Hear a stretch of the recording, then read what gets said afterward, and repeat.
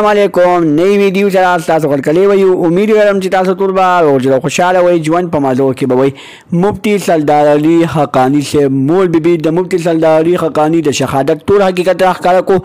مفتی صاحب سره دغه د شهادت واقعیا څنګه رامخې ته شوه مفتی صاحب په کومه طریقه شهید کړی شو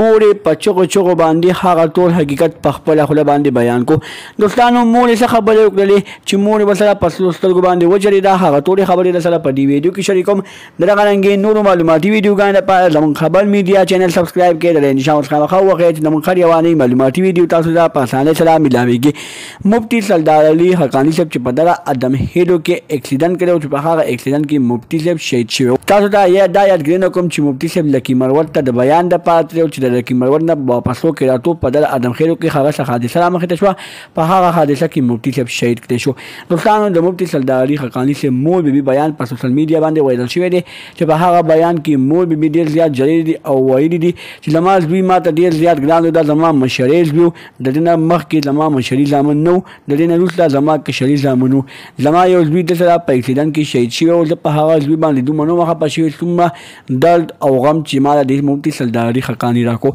وایي چې مفتی صاحب په کور کې ډېر زیات خوش اخلاقه پاتې کېدو خو بیا مفتی سردار علي حقانی صاحب باندې چې ظالمانو قاتلانو حمله کړې هغه قاتلانو حمله نه بعد مفتی صاحب الله تعالی زندگی ورکړله